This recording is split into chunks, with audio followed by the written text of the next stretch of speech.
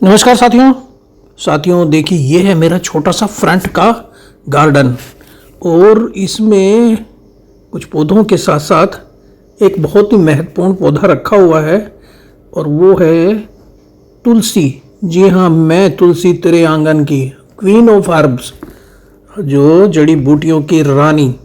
और ये पौधा हमारे साथ पास जो है ना 8 साल पुराना है। तुलसी को कहते हैं इसकी 1.5-2 साल उम्र होती है, क्योंकि ये सर्दियों में जनरली मर जाती है पाले से और सर्दी से ठंड से घबराती है। लेकिन हमारे यहाँ ये 8 साल से चल रहा है। बड़ा ही पवित्र पौधा है ये। और आज हम बात करेंगे इस पवित्र तुलसी हॉली बेसिल के जो इंटरेस्टिंग रोचक तत्व हैं उनसे संबंधित। ये जो पौधा है एक चारों तरफ मतलब चौतरफा जानी जाने वाली हर्ब है। एक मिंट परिवार का पौधा है, जड़ी बूटी परिवार का पौधा है। ये फैमिली है, इसकी परिवार जो है लेमिएसी परिवार से है। और इसको जो इसकी बहुत सारी स्पीसीज हैं और जो ये इसका बॉटनिकल नाम है ओसिमम टेनुइफ्लोरम या ओसिमम ग्रेंटिसिमम।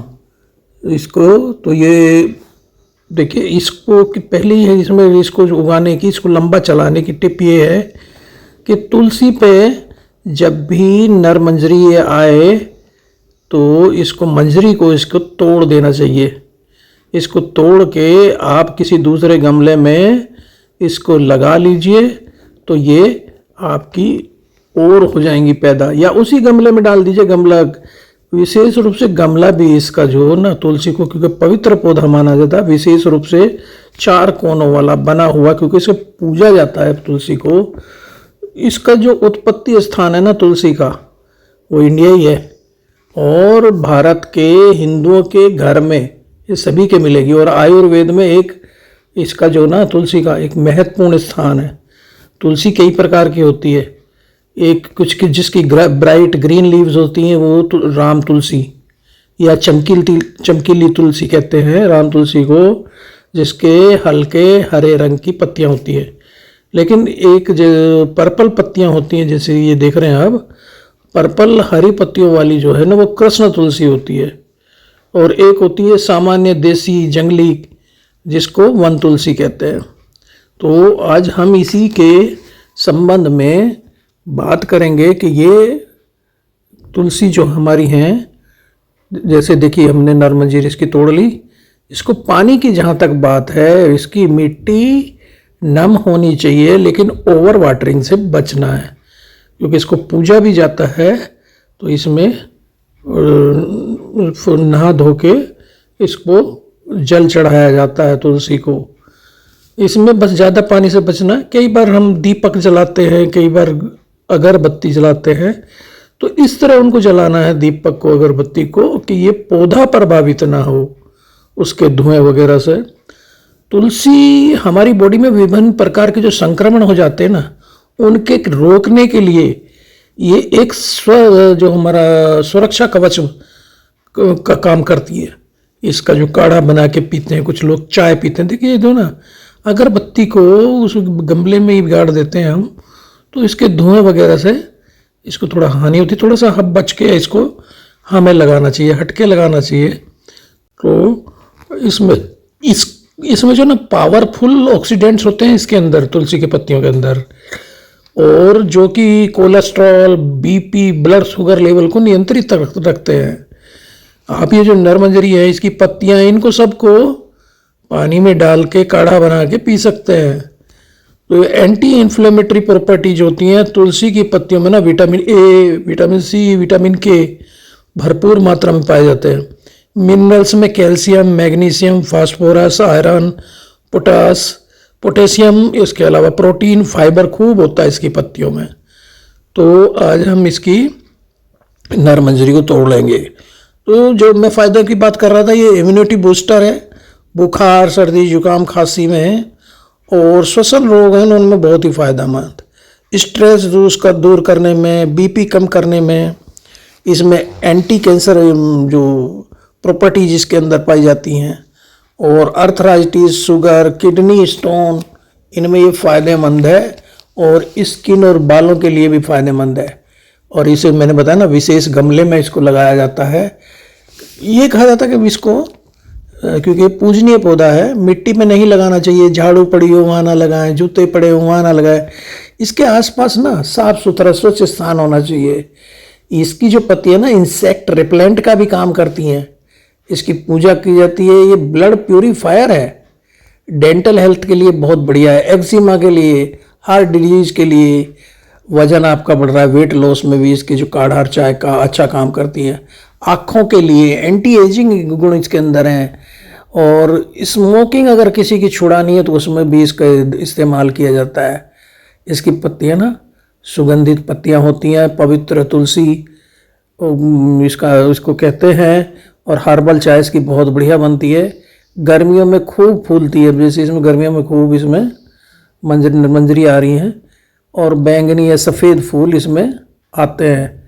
और सर्दियों में बस इसे पाले से और बचाना होता है, ज़्यादा पानी नहीं देना होता। पानी को ज़्यादा इसे खाद नहीं चाहिए, रासायनिक खाद तो दीजिए ही मत, बस सड़ी हुई गोबर की खाद या वर्मी कंपोस्ट इसको आप दे सकते हैं। और वास्तु को माने तो वास्तु के अनुसार उत्तर पूर्व दिशा में या उत्तर दिशा में इसको घर में रखना चाहिए।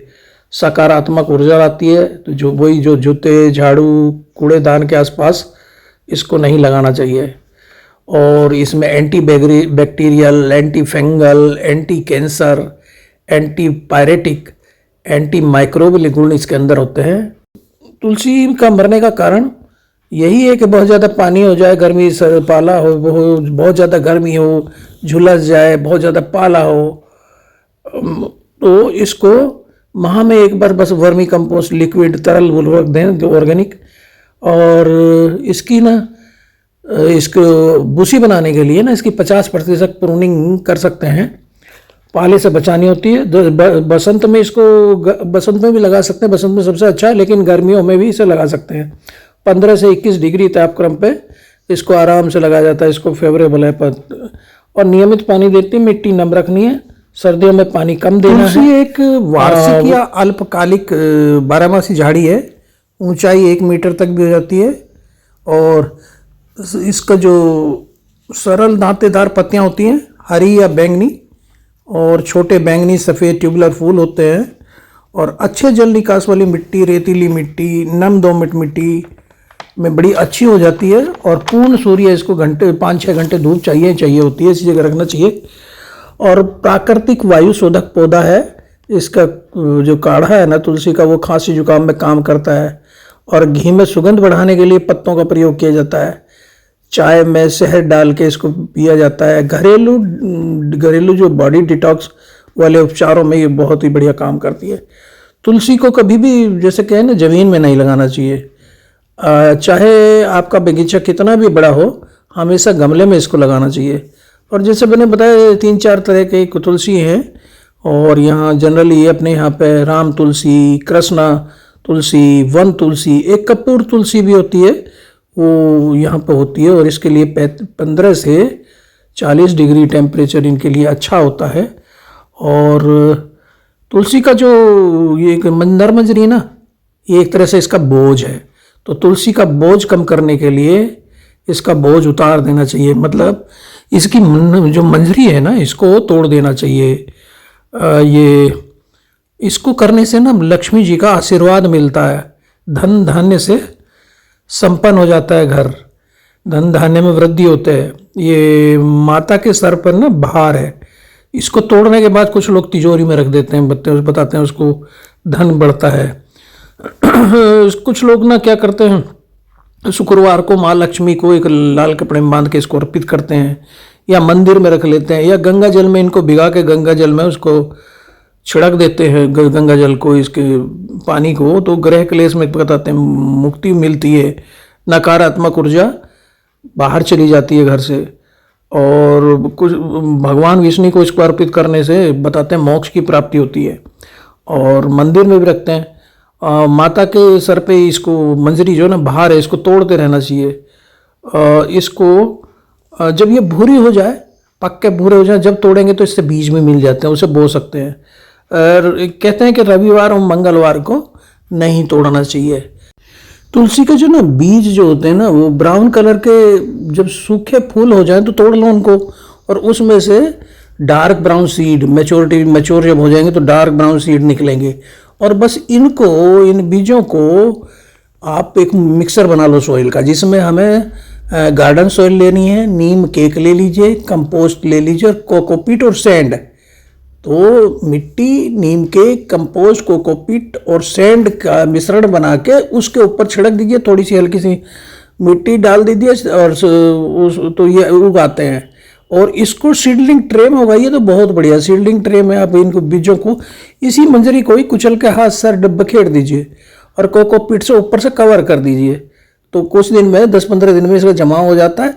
और फिर जब इसमें 3-4 पत्तियों वाले ये हो जाए पौधे, तो दूसरे भी अपने गमले में इनको रिपोर्ट कर दीजिए। तो हमारी तुलसी बहुत ही बढ़िया चलती है। तो आज हमने इसके ग्रोइंग टिप्स और इसके जो अमेजिंग इंटरेस्टिंग फैक्ट्स हैं तुलसी से संबंधित, उनके बारे में चर्चा करी। तो थैंक यू दोस्तों, फिर मिलते हैं एक ऐसी वीडियो में। नमस्कार।